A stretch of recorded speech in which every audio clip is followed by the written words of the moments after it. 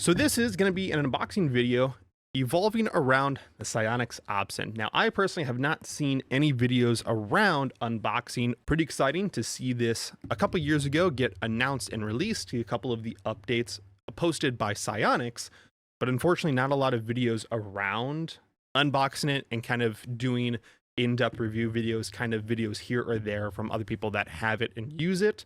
Over the years, starting my original Sionyx journey with the Aurora Sport, and then making the leap into the Opsin. So I'm very excited. So I got this, rushed home, and this is going to be our unboxing. So get it open. One of the first things we're going to see here is the actual battery case. Well, actually, it comes in an entire case, carry case, which is actually the Male one. So I actually considered adding this to the cart because it was in one of my suggested items when I put my order in with Sionyx. Also, full transparency, since I'm talking about it, or just thought about it, none of this is sponsored by Sionyx, so all this is purchased, bought by me personally. Full transparency there. Now, when I made my order with my cart with Sionyx, I saw this as the suggested product in my cart, or next to my cart, and considered picking it up. I didn't realize that it would actually come in the package. So here you are, unboxing video. Your Sionyx Opsin will come with one of the Male cases that has a couple of the D rings that you can attach, I assume, by suspenders or put a loop here. I know that with camera cases, they will include these if you want to put like a shoulder harness on this, so you can carry it kind of as a modified mini backpack or something like that. Sionyx Velcro patch. The actual battery casing is Velcroed and buckled. That came off a little too easily. That might be a little concerning. Now, I think that it might be somewhat beneficial if you want to modify maybe the top of your helmet, really the back of your helmet. So I have on here a Mohawk that's held on by Velcro. So my battery, I intended to go in here. I do run one of the older Anker batteries that I did purchase and pick up for the Aurora Sport. So this powers the Sport as well as my GoPro cameras that I use for airsoft or other like things that I want to record myself doing. It's all just in one piece. It's super easy. And then the actual battery itself, I know we don't really care about the battery. We might as well open it. Very dense to the feeling. Just our single plug that is a screw in. No type of button for any type of battery indicator. Take that for whatever it's worth, but that's our battery. And as far as size, maybe a little bit taller compared to the Anker battery if you guys are utilizing the Ankers. Not nearly as wide. So it should, at least on my cheaper Mohawk, slide right in, and then Velcro. I'm gonna have to come on the side here. Velcro, but then that's where my battery is. Like I said, dense, so a little bit of weight on the back, but anyone that has night vision or maybe helmet mounted accessories, you're gonna need a little bit of counterweight. Second patch on the inside, pretty large case here. Very top loosely, we have an eye cup. On the left-hand side, we have adapter plugs. Looks like kind of international plugs for wherever you want to travel. Continuing on the left-hand side here, our arm extension. So that's going to be handy. I've got kind of a cheaper arm, airsoft arm. I mean, cheaper compared to like other real steel arms. In the very back, some bungee, perfect. I was actually hoping for some bungee. Our Opsin quick start guide. Not really a manual, but better than nothing. Staying on the right-hand side here is our actual charger, right? That's what it looks like. That is a international adapter, and then this, I believe, it would only make the most sense, goes right into our battery. On the right-hand side is our memory card. Comes with a 64. In reading and research, I believe it supports up to a 256. Here is our actual battery cable to go from the battery to the actual device. And then the Opsin device itself. Ooh, shiny. Yeah, it's got a little bit of shine to it. Might be helpful and useful to actually maybe get one of those covers, or not covers, but the adhesive camo covers that you typically will see with normal night vision. Now, I believe this is our front piece and our back piece. So this is going to be looking out and then looking in. So I'm going to put that cover back on. I did get sacrificial lenses from Sionyx website that I did purchase. Those arrived just a little bit earlier, day ahead of time. So I'll be making sure to put those on. Okay, since my GoPro died, I'm gonna attach this guy here and at least get the battery going on the charger.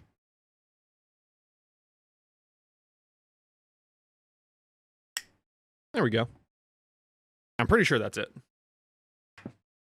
So it did have a little bit of charge. I'm assuming from the factory, they give it just a little bit so that the battery cells, the acid, don't completely kill it. Again, full disclosure, I'm not going to run the 64 in there. It's kind of cool that they include it, but I will not be utilizing only a 64. I'm going to be running a 256 in there. And then I'm going to be concerned about attaching this to my actual helmet. So taking out this swing arm, that is adjustable left and right. There's a couple of set screws in here that look like you need to find where the position is and then physically mount it yourself. I believe that this was designed to be kind of universal. So if I remember my night vision mounting, I believe it's attached to go over the left eye, which would be the case for most shooters.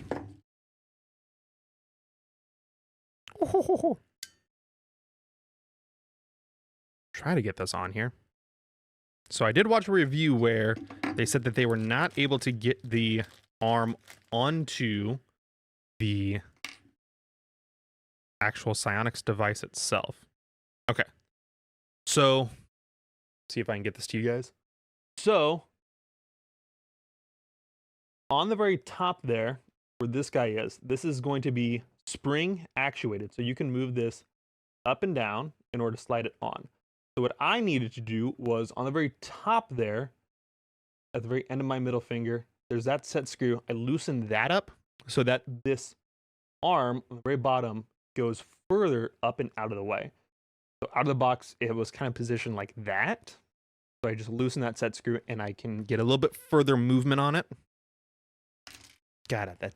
I didn't like that hand thing. That kind of felt like a TikToker review.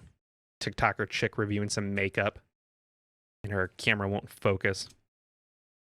But now we can get that on there. So got a little bit of wiggle. I think pretty solid. I don't think that's too bad. Let's look here at the quick start guide. So we got the manual there. Oh, it's just as one big piece. That's a little annoying. So once the battery is charged, you insert the barrel connector into the battery receiver, turn the screw collar until finger tight, align the witness mark on the cable with the witness mark on the Opsin. Look at this cable, power cable. So we have this guy. Okay. So this is going to be to the battery. And then this one is going to be for our Opsin. So there is a white indicator. Do we have a white indicator? We do. So on the very front of the device, well, it's actually going to be the back of the device. So I'm supposed to turn that in and no, clearly not it. Oh, okay. So our 2 witnesses, and then am I supposed to be screwing that together? Because it's not screwing very well. Okay.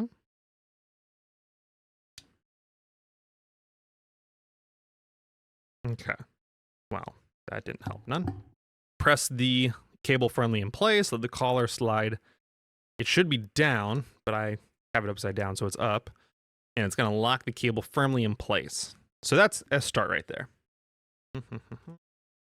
Loosen the set screw to allow lock lever full movement. Oh, so you did have to unlock that. Align the mini rail receiver of the swing arm to the mini rail on Opsin. Ah, okay. Turn the power switch counterclockwise past click to power the camera on. Continue. Just okay. So our switch is on and brightness. Download the Sionyx mobile app. We're going to scan the QR code. QR code gets me to the Sionyx app. We're going to download that. It's a fun little warning. Failure to properly set up, use, and care for this product can increase the risk of serious injury, death, property damage, or damage to the product or related accessories.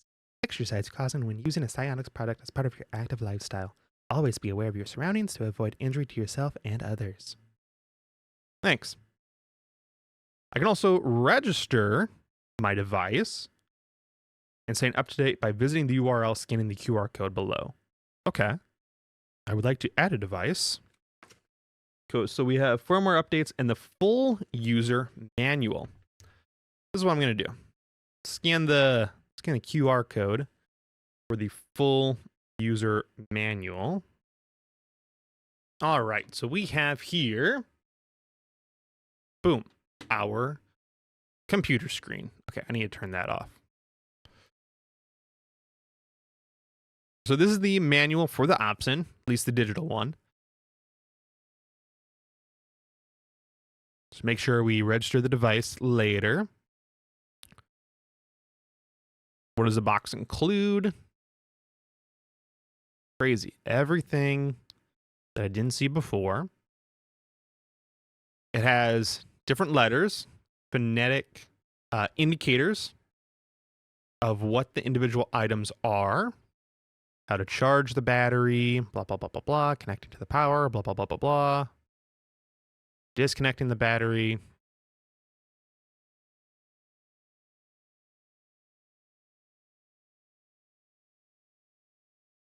Okay, these are the buttons. I'm going to need to remember these for a short press and long press. So when we are looking through the viewfinder and then when we are in the actual menu.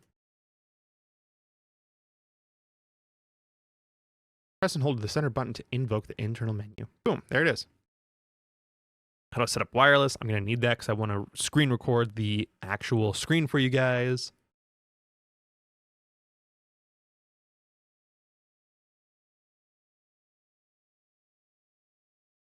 Formatting it. So actually, so in a couple minutes, I'm going to stop this portion of the recording. I'm going to set up everything else. So get my helmet set up correct and look at getting it screen recorded so I can show what it looks like when I stream. So boom, that is the full manual. I kind of wish that it would come with one. However, I can see and understand why. So I can appreciate that we don't have like full length manuals. This in total is how many pages? 58 pages or 59 pages in total. So I can respect the fact that we want to kind of save a tree and have a digital manual available. And I can understand that it's probably some younger guys that are getting into the digital night vision space. Probably not a lot of boomers that might have issues with trying to scan QR codes or anything like that. So again, we're going to take a break and make sure our battery's charged, finalize my helmet setup, and get back to you guys. Welcome back. So I was able to fully charge the battery. It took, I would probably guesstimate 2 hours maximum. So I went outside, I just put it onto the charger, went outside, pulled some weeds, came back, it was fully charged, plugged it on, plugged it in. I adjusted my Wilcox mount for left and right and up and down before I even put the battery on. And then once I got it pretty close to where I needed it, I plugged it all together, turned it on, double checked where the image of the tube lined up with my eyesight, and now it's pretty close. So I've had the tube on for, or the device on for, probably say 30 minutes, just messing around with it, going through the menu settings. Not enough to really spend a lot of time on it, but enough to kind of quickly look over it as far as an open box design, or as far as opening the box. And overall, it's already leaps and bounds ahead of my Aurora Sport, which I've already mentioned that I had. So this is the actual device, side by side, lined up. Pretty similar as far as overall length, but drastically different as far as capabilities and functionalities. And I believe weight as well. It's hard because I have it on the helmet already. Okay, now we should have a little bit more in focus. I had that set pretty shallow by mistake. So the Opsin is attached to my kind of cheap airsoft Wilcox mount. I think the Wilcox mount at the time of purchase was just under $200. So by no means cheap, but it was by no means expensive relative to the real Wilcox, but it got me by. Now, I did purchase it with the dual tube mount, and I opted to take that off. Just because it's a little bit ricketier, and the extension arm that comes in the box is already really solid, so I just opted to go with that.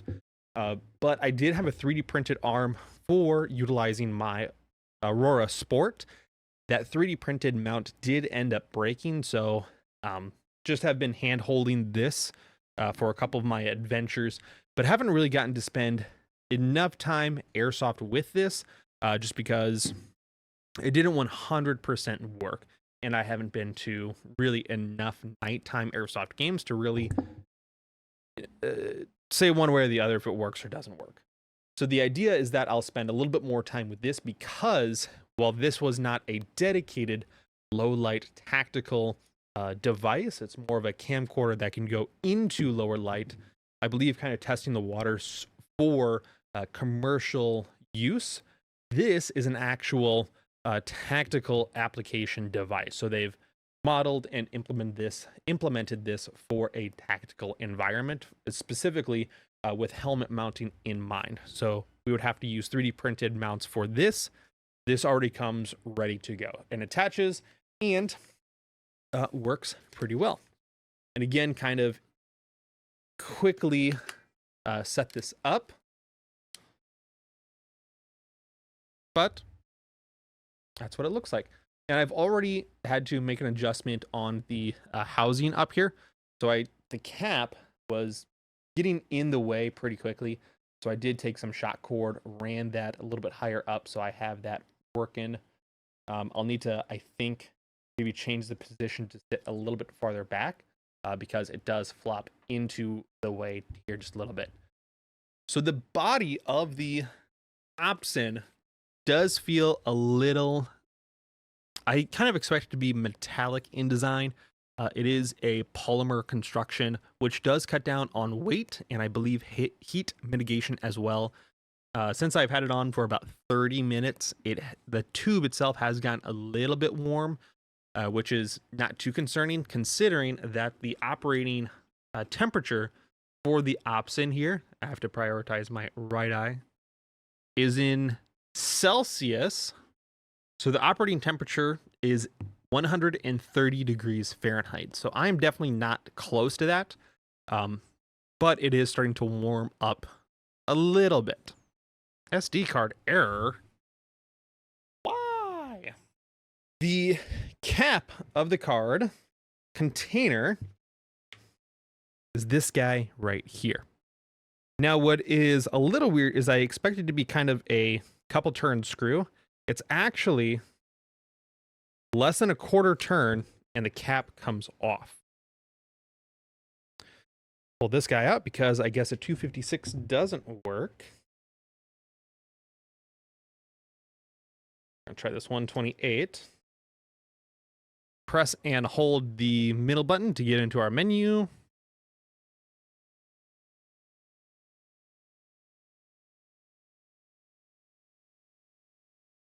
Boom. Come on. to our info. So use the button closest to us to scroll down. Now what's weird is that I'm clicking the buttons, but sometimes they don't actually go. So I got to give it a hard press. SD card error. Why is there an SD card error? I'm going to put the original 256 back in, and I'm going to format the 256 to the camera.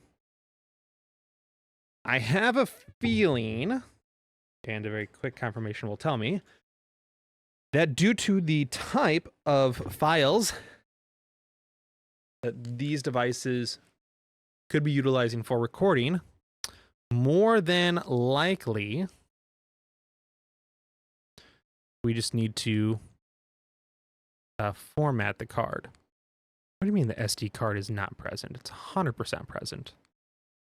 So if you guys are here for Airsoft specifically, while I'm fuddling around with this, if you guys have any interest in seeing the F90 video that I've been kind of teasing, and I've spent a lot of time culminating my thought process and trying to get some performance with, you can see that up in the corner there.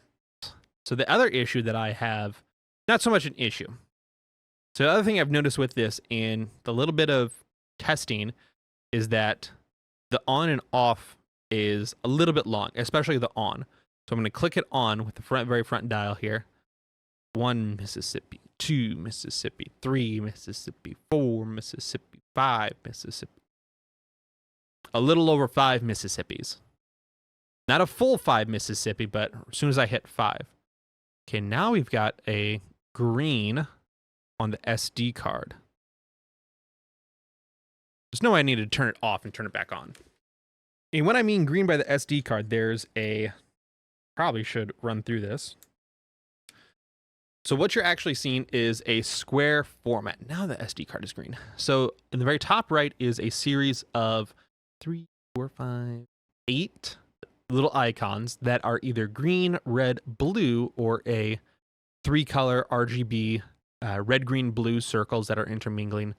That I'm assuming is going to stand for the color that the Opsin is recording in. In the very center top is going to be a cardinal compass, and then the top left is going to be your frame rate, magnification, your electric viewfinder. Yep, your electric viewfinder brightness, as well as how many satellites you have connected, and your 10-digit grid location.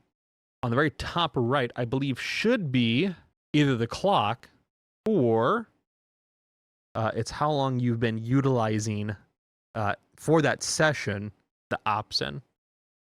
Oh wait, if a quick press, I believe, is taking a picture, and then I am in the green icon for, I believe I am recording, and I quick press very front again. Give it a solid press. Did I just like screenshot or something? Press and hold. And that stops the recording. So I'm going through and I'm trying to find the streaming function. All right, let me try. Let me try the location. So I need to go. There's a fly here that's joining me. So it's an internal. So it's saying in my camera that there's 2 satellites. Oh, now it's down to 1. 4. So I need to menu, wireless, navigation.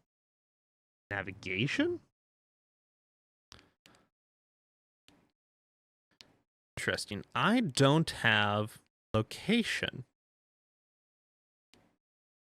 So I'm in menu. I don't have location though. Okay, so location is not working for me. And I wonder if this has to do with an older version, because my firmware version is 23.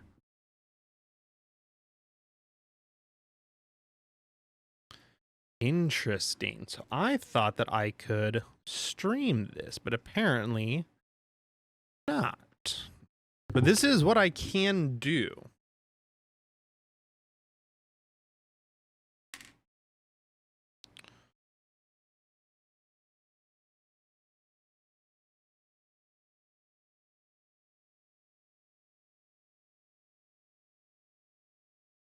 So I'm going to connect to my camera, to my Opsin.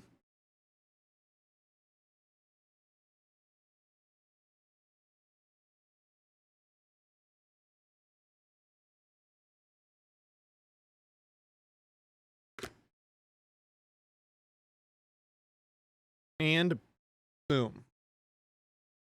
Connected to the Opsin. Now from here, I think I can probably screen record if that is the case. But from here, I can move my stream to the low right. No photos, no records found. Interesting. Oh, what?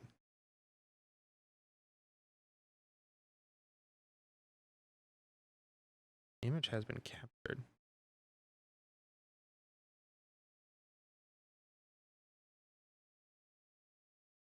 Can I really adjust my exposure?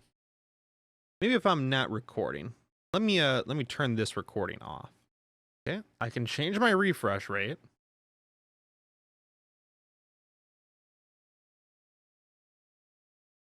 Oh, I bet you I gotta reconnect it now.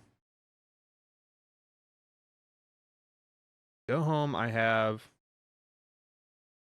a screenshot.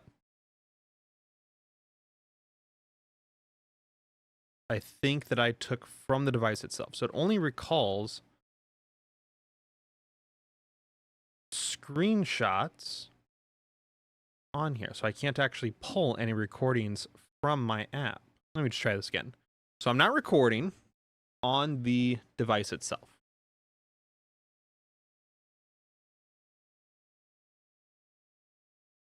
And if I am going to stream, I can't stream with the actual heads-up display, which is a little annoying.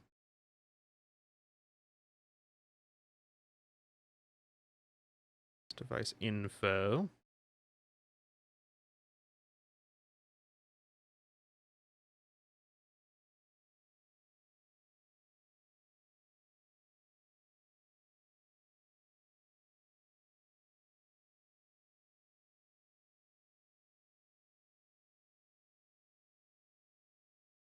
Oh, that's not at all what I want, what I'm trying to do. Okay, quick recording. See how that's maybe a little annoying with the little eye flap right there? I want to try to get it up and out of the way. Otherwise, if I move left and right too quickly, no way, you lost connection. If I move left and right, you can see that eye cover start to get in the way. Come on. Okay, so we got a recording. Interesting. Okay, so from the app, I can only record. So if I'm in the app can only save and record clips or photos that it has taken while the app is connected. It can't view any clips from the device itself. Interesting. A little annoying. And there's no playback feature on this device. So I have to pull the card out in order to view anything that's been on it. Interesting. Learning. Okay, I'm going to wrap it here. I have spent plenty of time already kind of going over it, unboxing it, and kind of spending some initial time on it. I can't say for certain if you guys have found any of this interesting or informational, since this is like super scratching the surface and I'm still really just learning about the device in total. But I'm very excited to keep learning about it. It's not originally what I thought it was going to be. I thought it would have a little bit more capability as far as the recording from the device to the phone and even possibly streaming.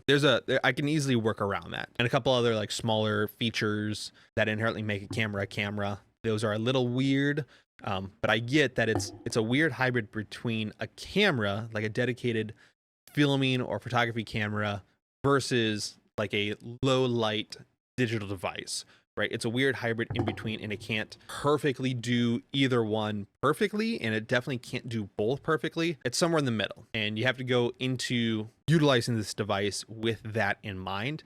So that being said, I'm going to spend a lot of time behind it before I come back and give any type of official formal like review of this product. And there is going to be comparison between the Sport, which again is perhaps a little unfair given the fact that this is a Sport, it is the baseline, and then this is currently top of the line as far as the Sionyx products go. So we are going to approach this later. So if you guys have any further questions that you would like to see tackled in the review video, or you want to see as a comparison between maybe these two devices, or you want to see something in action, what does it look like? Put that down in the comment section below. I will very happily do all of those things within reason in order to show you guys what this is capable of. And maybe you guys have a good idea as far as some environment or maybe some type of situation that would be a good meter of performance amongst all of these devices. So if you guys have anything, feel free to put them down in the comment section below, and I'll do my best to get to those. So if you have anything, put them down in the comment section below. And with that, we are all done. So you guys take care, stay safe, stay positive, and I'll see you guys in the next one.